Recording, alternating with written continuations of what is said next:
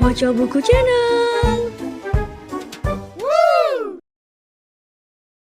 Dalam film bergenre lainnya, montage juga digunakan sesuai tuntutan fungsi cerita dengan kemasan gaya yang beragam. Dalam opening credits film superhero unik Watchmen, montage digunakan secara mengesankan menggunakan teknik slow motion sebagai prolog untuk menggambarkan lika-liku perjalanan para superhero dengan iringan lagu The Times They Are Changing yang dilantunkan Bob Dylan dalam film fiksi ilmiah The Martian yang mengisahkan seorang astronot yang tertinggal seorang sendiri di planet Mars. Montage dengan iringan lagu-lagu oldies seringkali digunakan untuk menggambarkan proses Mark selama bertahan hidup serta usaha pihak NASA di bumi yang tengah mencari solusi untuk menyelamatkan sang astronot. Dalam film fiksi ilmiah Arrival, montage digunakan secara unik dalam satu adegan dengan menggunakan narator, menggambarkan secara mendetail bagaimana proses Lois dan timnya mempelajari bahasa makhluk asing untuk mengetahui maksud kedatangan mereka ke bumi. Film animasi nyaris selalu menggunakan teknik montage. Satu segmen montage begitu manis dan menyentuh digunakan dalam Up pada segmen awal filmnya. Montage menggambarkan kehidupan Carl dan Ellie sejak mereka menikah hingga sang istri meninggal karena sakit. Montage juga digunakan dalam segmen pembuka Inside Out, menggambarkan kehidupan Riley sejak kecil hingga pindah ke San Francisco. Lagu-lagu populer sering digunakan untuk mengiringi montage. Dalam satu adegan sing, semua kontestan memperbaiki panggung pertunjukan milik Buster Moon yang hancur, diiringi lagu Under Pressure milik Queen dalam Zootopia. Judy melakukan perjalanan ke kota dengan kereta api dengan iringan lagu Try Everything yang dilantunkan oleh Shakira. Dalam film komedi musikal The Muppets terdapat montage unik yang melanggar tembok keempat.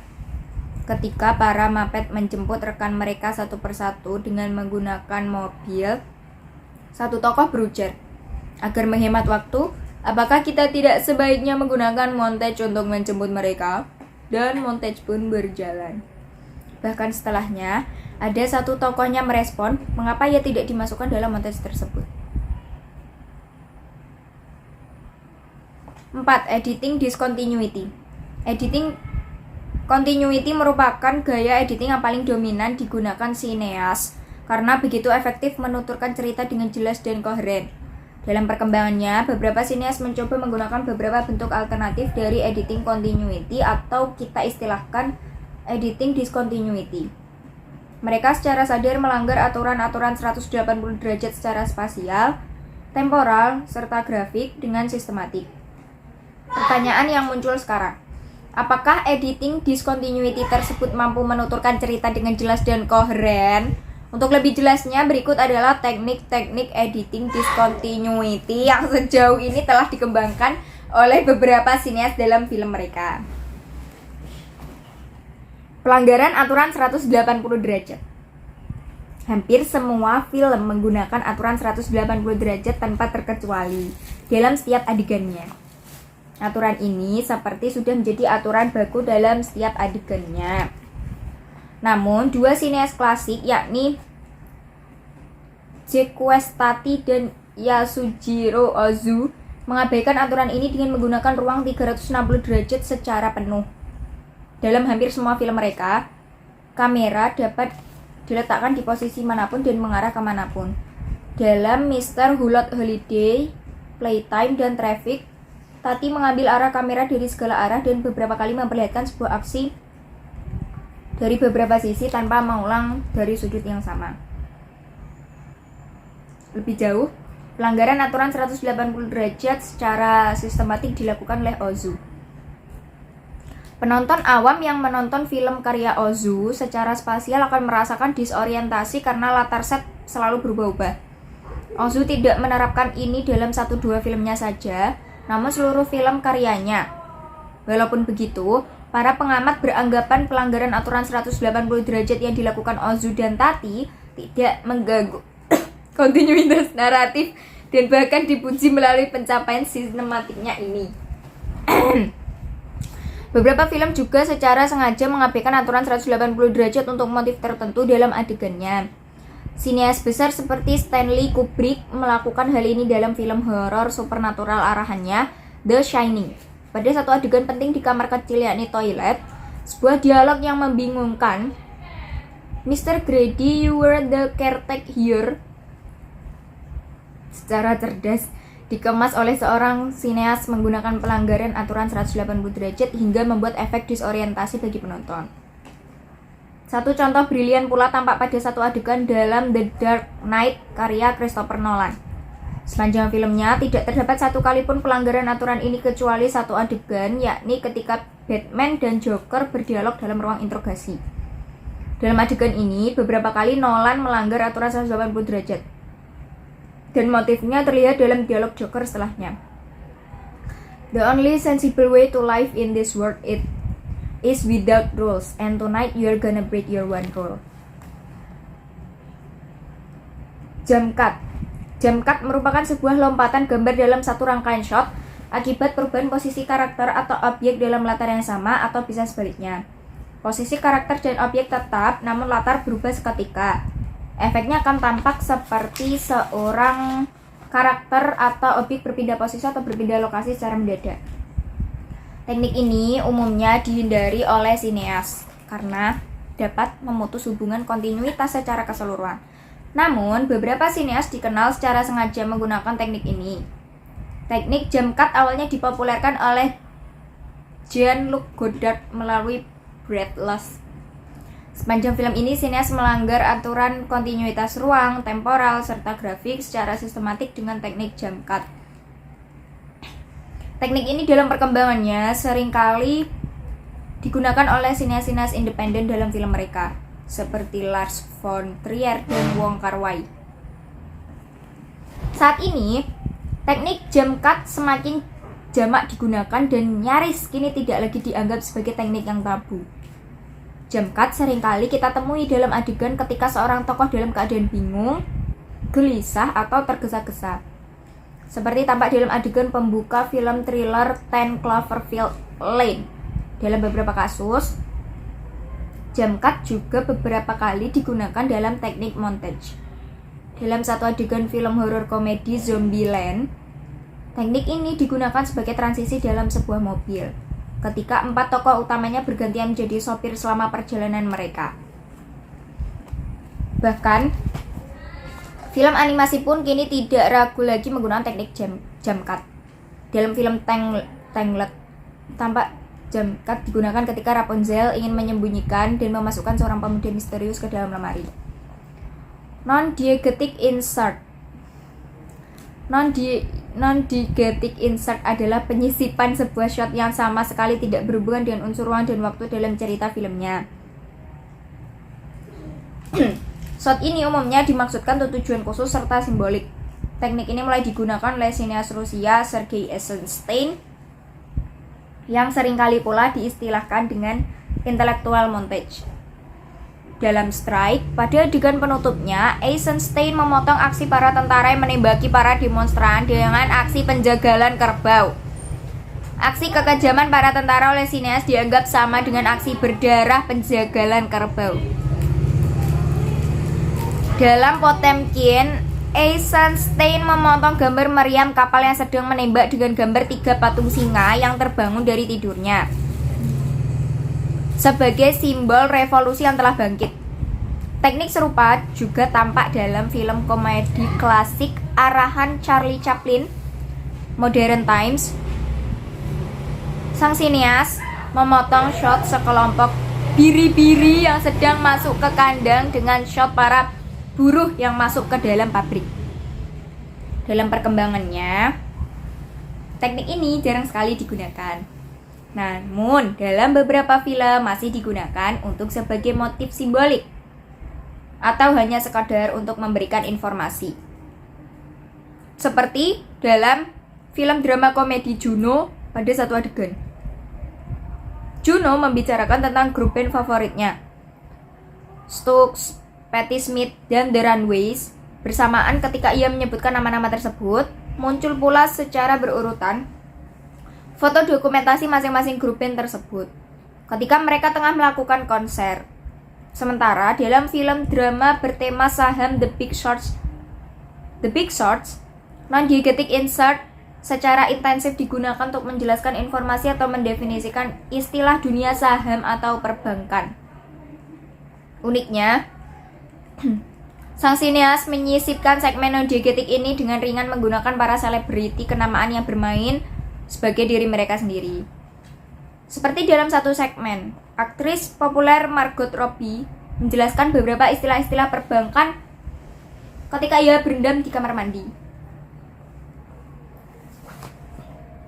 Dalam film aksi fiksi ilmiah Lucy, teknik ini digunakan secara brilian pada awal filmnya.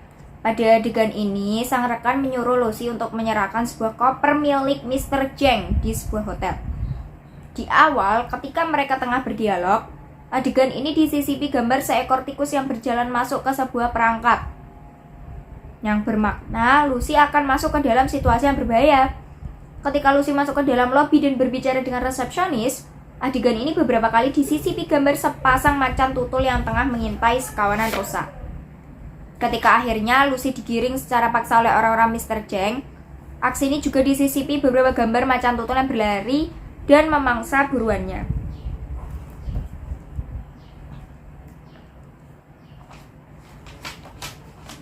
Jadi bab yang saya baca sudah habis. Sekarang saya mau membaca bab kelima. Judulnya Miss and Sin. Salah, judulnya Miss Ong Sen. Miss Ong Sen adalah unsur sinematik yang paling mudah kita kenali, karena hampir seluruh gambar yang kita lihat dalam film adalah bagian dari unsur ini. Jika kita ibaratkan layar bioskop adalah sebuah panggung pertunjukan, maka semua elemen yang ada di atas panggung tersebut adalah unsur-unsur dari Miss Ong Sen. Film perang dan epik sejarah mudah kita kenali karena set serta kostumnya yang megah dan mewah. Film horor serta misteri didominasi suasana gelap serta suram yang amat mencekam. Sementara film drama serta komedi boleh jadi menekankan pada akting pemain. Dengan demikian, bisa kita katakan bahwa separuh kekuatan sebuah film terdapat pada aspek Miss Ong Sen. Miss Ong Sen terdiri dari 4 unsur utama, yakni set atau latar, kostum, dan tata rias karakter, pencahayaan, serta pemain dan pergerakannya yang termasuk akting. Unsur-unsur Miss Ong Sen secara keseluruhan mampu mendukung naratif serta membangun suasana dan mood sebuah film. Dalam sebuah film, unsur Miss Ong Sen tentu tidak berdiri sendiri dan terkait erat dengan unsur sinematik lainnya, yaitu sinematografi, editing, dan suara. Tanpa keterlibatan unsur-unsur sinematik lainnya, unsur Miss Ong Sen tak ubahnya pertunjukan panggung belaka. Apakah kita pernah melihat sebuah film yang mengambil gambar hanya menggunakan satu latar, satu sudut kamera, tanpa pergerakan dan perubahan jarak, serta tanpa interupsi gambar sedikit pun? Tentu tidak. Jika ada, filmnya tentu akan sangat membosankan. Satu contoh penggunaan Miss Ong Sen yang elegan dan unik tampak dalam film romans sejarah Anna Karenina tahun 2012. Film berlatar cerita era 1870-an ini. Setnya menggunakan panggung pertunjukan dengan latar yang selalu berubah-ubah menyesuaikan adegannya. Unsur Miss Ong Sen bersama aspek sinematografi, editing, serta musik berpadu sempurna membentuk satu kesatuan yang utuh dan harmonis. Setting. Definisi setting. Setting adalah seluruh latar bersama segala propertinya. Properti dalam hal ini adalah semua benda tidak bergerak, seperti perabot, pintu, jendela, kursi, lampu, pohon, dan sebagainya. Setting yang digunakan dalam sebuah film umumnya dibuat senyata mungkin dengan konteks ceritanya. Setting yang sempurna pada prinsipnya adalah setting yang otentik. Setting harus mampu meyakinkan penontonnya jika film tersebut tampak sungguh-sungguh terjadi pada lokasi dan waktu sesuai konteks ceritanya. Setting ruang makan di sebuah restoran dan di rumah hunian tentu berbeda. Ruang makan pada era kini, masa silam dan masa depan tentunya juga berbeda. Dalam sebuah produksi film, pekerjaan perencanaan dan perancangan setting adalah tugas seorang penata artistik.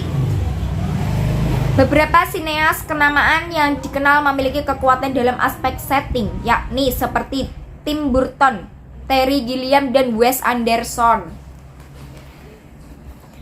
Seorang sineas dapat menggunakan setting yang otentik atau sama persis dengan cerita dalam filmnya, atau bisa pula tidak.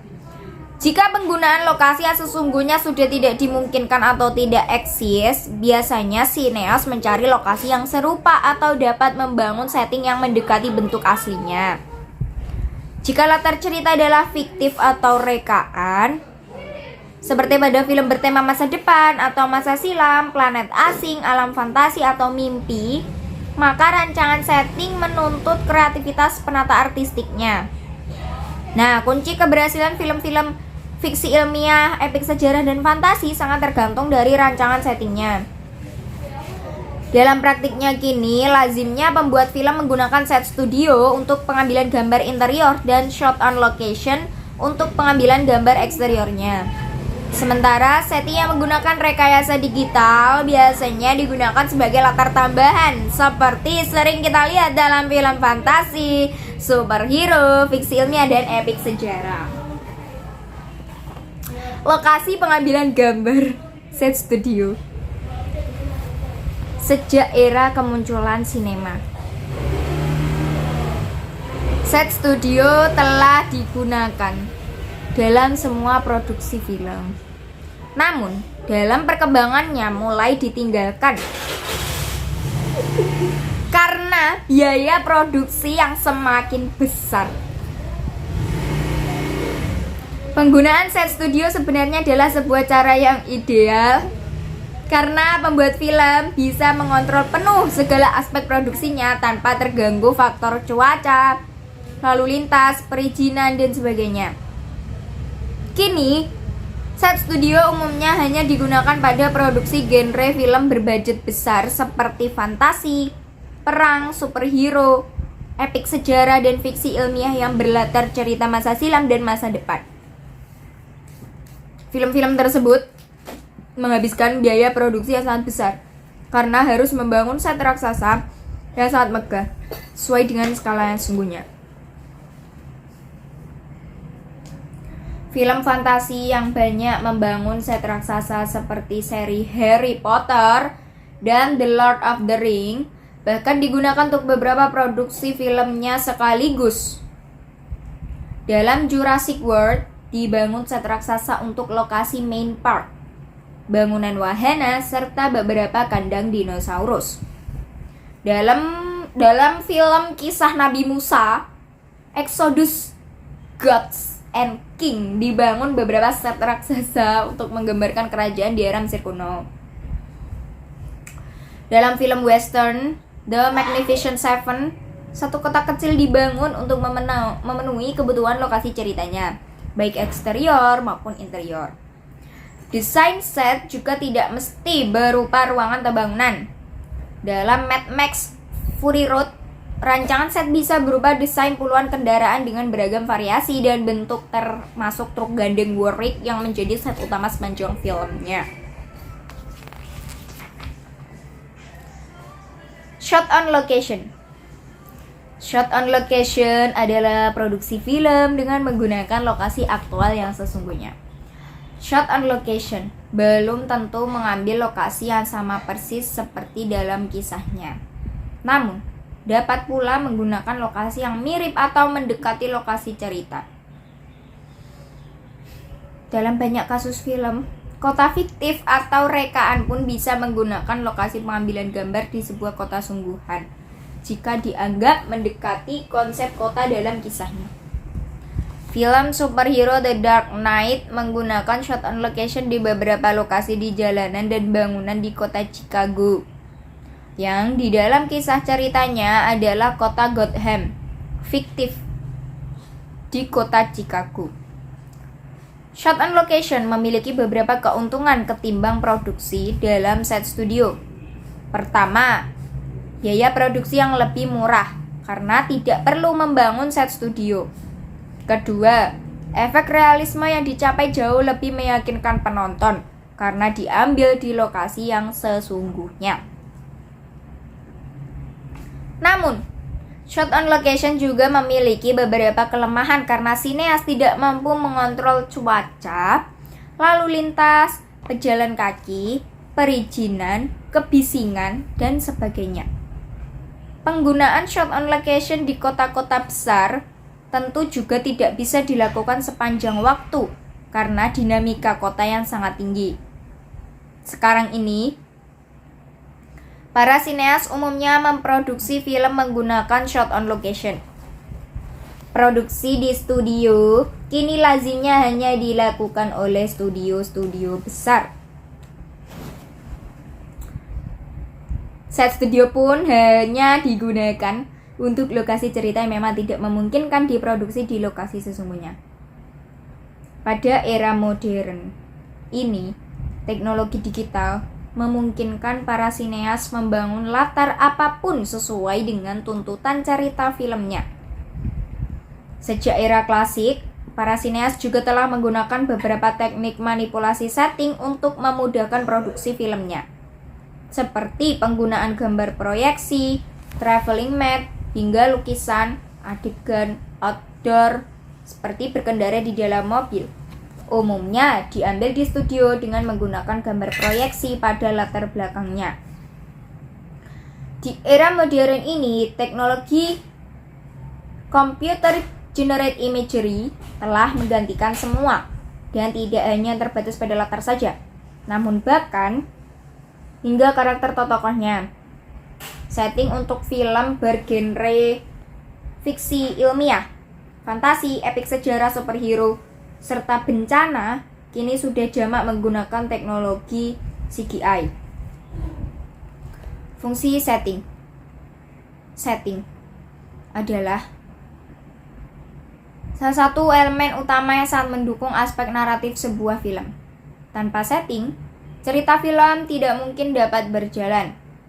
Fungsi utama setting adalah sebagai penunjuk ruang dan waktu serta juga berperan memberikan informasi yang kuat untuk mendukung cerita filmnya. Selain berfungsi sebagai latar cerita, setting juga mampu membangun mood sesuai dengan tuntutan cerita. Ruang dan waktu. Salah satu fungsi utama setting adalah untuk menentukan ruang dan waktu. Setting yang sempurna adalah setting yang sesuai dengan konteks ceritanya.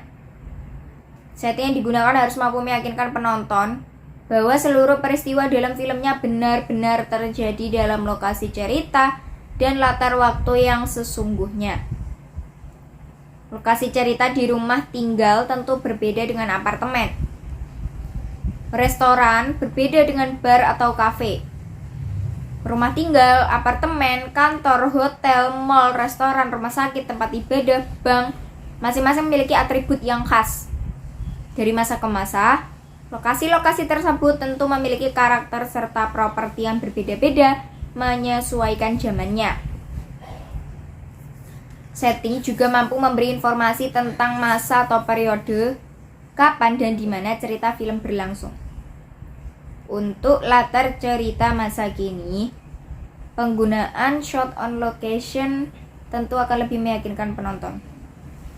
Untuk kisah film berlatar masa kini tentu tidak banyak masalah dengan penggunaan lokasi produksinya. Hal ini berbeda dengan film yang mengambil kisah masa silam, masa depan, atau di negeri antah berantah yang tentu membutuhkan perhatian khusus pada settingnya. Dalam film fantasi Alice in Wonderland arahan Tim Burton memiliki dua lokasi cerita yang sangat kontras, yakni kota London berlatar tahun 1800-an dengan bangunan gaya arsitekturnya yang khas, serta alam fantasi Wonderland yang absurd dan penuh magis. Walaupun keduanya memiliki perbedaan yang sangat kontras, namun bisa disajikan dengan sangat meyakinkan. Seri X-Men tidak seperti film superhero lainnya, memiliki setting waktu cerita yang bervariasi. Film X-Men hingga 2 sequel awalnya berlatar cerita pada masa kini. Sementara X-Men First Class berlatar cerita pada tahun 1962. Sementara X-Men Days of Future Past memiliki 2 latar waktu cerita dengan rentang 50 tahun lamanya, yakni pada tahun 2023 dan 1973. Hal ini tentu memiliki konsekuensi pada penggunaan settingnya pada tiap film. Namun uniknya, rumah megah milik Profesor Xavier seolah tidak pernah berubah dimakan waktu. Status sosial. Dekor setting bersama kostum dapat menentukan status sosial para pelaku ceritanya. Setting untuk kalangan atas atau bangsawan pasti sangat kontras dengan setting kalangan bawah. Setting kalangan atas lazimnya memiliki wujud megah, luas, terang, mewah, properti yang lengkap, serta ornamen yang rumit dan detail.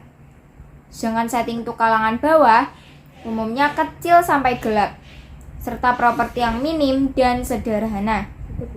Kedua hal tersebut seringkali tampak dalam film bergenre epik sejarah. Dalam film biografi garapan Martin Scorsese, The Wolf of Wall Street mengisahkan perjalanan hidup seorang broker saham, Jordan Belfort, sejak awal karirnya hingga menjadi seorang miliuner. Dalam satu teknik montage digambarkan bagaimana ia bersama beberapa rekannya memulai usaha dari bawah, hanya bermodal lokasi di sebuah gudang barang yang kumuh. Hingga akhirnya mereka bisa menempati ruang kantor mewah di sebuah gedung bertingkat dengan ratusan karyawan. Mood adegan. Untuk membangun mood dan suasananya, setting berhubungan erat dengan tata caranya. Suasana setting terang cenderung bersifat formal, akrab, serta hangat. Sementara suasana setting gelap cenderung bersifat dingin, intim, bernuansa misteri, serta mencekam. Lebih jauh, hal ini akan kita bahas pada pembahasan tata cahaya. Dalam film, elemen natural seperti api, air, angin, salju, kabut, mendung seringkali digunakan untuk membangun mood sebuah adegan. Dalam sebuah adegan romantis, api unggun bisa menambah mood dan suasana menjadi lebih intim dan bergairah. Suasana berkabut dapat memberikan nuansa misteri dan mistik pada sebuah adegan. Sedangkan kondisi hujan seringkali digunakan untuk bersedih atau berduka. Sementara cuaca mendung atau awan gelap sering digunakan untuk memberikan nuansa suram bahwa sesuatu yang buruk akan segera tiba. Pada penghujung film Spider-Man, suasana hujan digunakan untuk mendukung acara pemakaman ayah Gwen, sekaligus menggambarkan suasana hati Peter dan Gwen yang terluka. Motif atau simbol. Setting dapat memiliki motif atau simbol tertentu sesuai tuntutan cerita film. Elemen natural seringkali dimanfaatkan sineas untuk menggambarkan status fisik dan mental tokoh-tokohnya. Api yang berkobar-kobar seringkali digunakan sebagai simbol amarah yang membara. Namun api pada lilin digunakan sebagai simbol keintiman.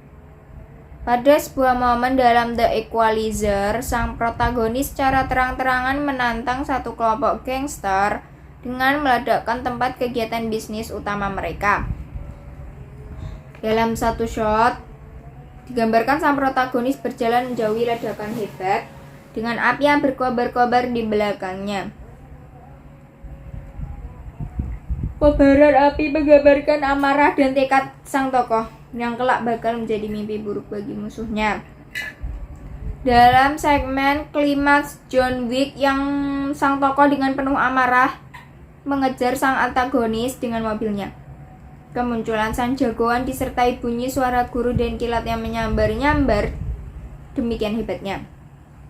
Pada satu adegan dalam Harry Potter and the Order of Phoenix, sang kepala sekolah Hogwarts yang baru, Dolores Umbridge, tengah menjaga ujian dan di belakangnya terdapat bandul raksasa yang merupakan simbol dirinya yang angkuh dan otoriter. Pendukung aktif aksi atau adegan. Dalam film aksi serta komedi, set dan properti seringkali dapat berfungsi aktif untuk mendukung adegan aksinya.